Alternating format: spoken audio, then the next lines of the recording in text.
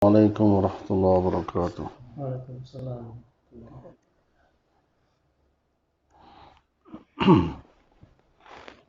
Bismillahirrahmanirrahim. Kisah kesedihan Sayyidina Umar radhiyallahu anhu ketika Rasulullah sallallahu alaihi wasallam wafat.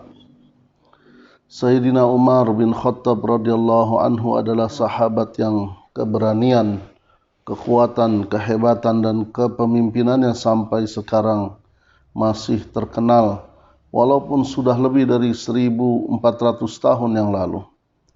Islam mulai diamalkan secara terang-terangan setelah masuknya Umar bin Khattab ke dalam Islam.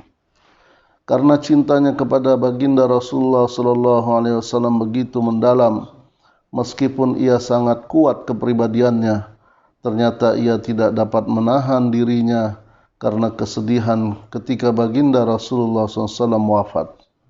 Dengan gemetar dan sedih, ia berdiri mengangkat pedangnya dan berkata, "Barang siapa mengatakan bahwa baginda Rasulullah SAW telah wafat, akan kupenggal lehernya. Baginda Rasulullah SAW sedang berjumpa dengan Tuhannya, sebagaimana Nabi Musa alaihissalam pergi ke gunung Tursina menemui Allah Subhanahu wa taala. Sebentar lagi beliau akan kembali dan memotong tangan dan kaki orang-orang yang menyebarkan kabar bohong ini." Sedangkan Sayyidina Utsman radhiyallahu anhu melihat Umar yang sedemikian hanya diam saja. Hingga hari kedua tidak sepatah kata pun keluar dari lisannya. Ia berjalan ke sana kemari tanpa bisa bicara. Sayyidina Ali radhiyallahu anhu pun hanya duduk diam tidak bergerak. Di antara mereka hanya seorang yang mampu bertahan, yaitu Sayyidina Abu Bakar radhiyallahu anhu. Ia sangat tegar laksana gunung, padahal dalam kisah-kisah sebelumnya telah kita ketahui betapa cintanya ia kepada baginda Rasulullah sallallahu alaihi wasallam. Dengan tenang ia masuk ke dalam kamar baginda Nabi sallallahu alaihi wasallam dan mencium kening beliau, lalu keluar kamar dan berkata kepada Sayyidina Umar radhiyallahu anhu, "Duduklah." Kemudian Sayyidina Abu Bakar berkhutbah, "Barang siapa menyembah baginda Muhammad sallallahu alaihi wasallam, ketahuilah bahwa baginda Muhammad sallallahu alaihi wasallam telah wafat. Barang siapa menyembah Allah Subhanahu wa taala, sungguh Allah itu hidup dan abadi."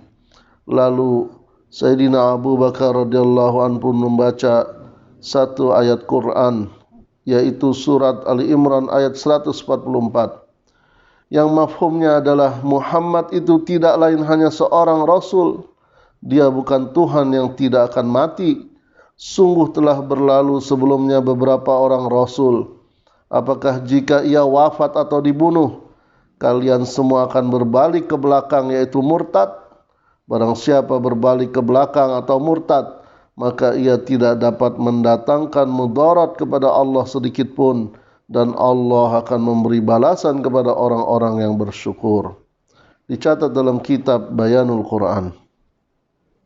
Allah Subhanahu wa taala telah menentukan Sayyidina Abu Bakar radhiyallahu anhu sebagai khalifah. Maka sudah sepatutnya jika ia memiliki kemampuan seperti itu. Kehebatan dan kesabaran Sayyidina Abu Bakar radhiyallahu anhu tidak dimiliki oleh orang lain. Ia memiliki pengetahuan tentang di mana baginda Nabi sallallahu alaihi wasallam harus dimakamkan dan harta warisan baginda Nabi sallallahu alaihi wasallam harus diberikan kepada siapa saja dan lain-lain yang pengetahuan ini tidak diketahui oleh sahabat yang lain. Setelah baginda Nabi sallallahu alaihi wasallam wafat, timbul perselisihan tentang tempat pemakaman baginda Nabi sallallahu alaihi wasallam. Apakah di Mekah, Madinah atau di Baitul Maqdis? Sayyidina Abu Bakar radhiyallahu anhu berkata, "Aku mendengar baginda Rasulullah sallallahu alaihi wasallam bersabda, tempat dimakamkannya seorang nabi adalah di tempat di mana ia wafat. Oleh karena itu, di mana baginda Rasulullah SAW wafat, disitulah beliau harus dimakamkan." Maka Sayyidina Abu Bakar pun melanjutkan, "Aku mendengar baginda Rasulullah SAW bersabda, kami para nabi hartanya tidak diwariskan. Semua harta yang kami tinggalkan adalah sedekah. Ia juga mendengar baginda sallallahu alaihi wasallam bersabda, barang siapa menjadi kepala dalam pemerintahan dan ia tidak berhati-hati ketika mengangkat seorang pemimpin, maka laknat Allah Subhanahu wa taala terhadapnya. Beliau pun bersabda, orang-orang Quraisy adalah yang berhak dalam urusan ini, yaitu kekhalifahan. Dan masih banyak hadis lagi yang diriwayatkan oleh Sayyidina Abu Bakar radhiyallahu anhu.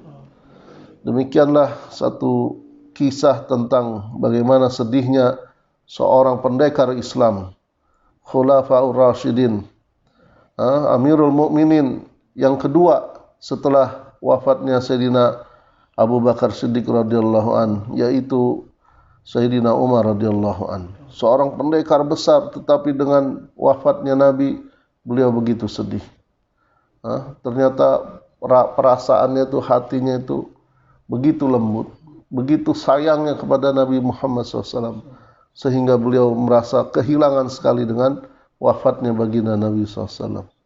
Tetapi hanya Sayyidina Abu Bakar Siddiq radhiyallahu an yang mengetahui hakikat daripada kejadian tersebut, sehingga beliau menghibur seluruh para sahabat dengan satu ayat Quran, surah Ali Imran ayat 144.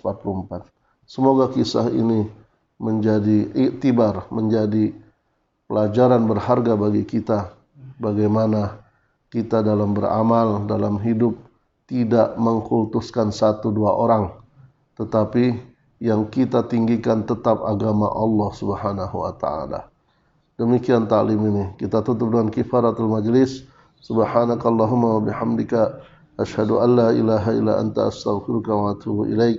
Subhanaka rabbika rabbil izzati amma yasifun.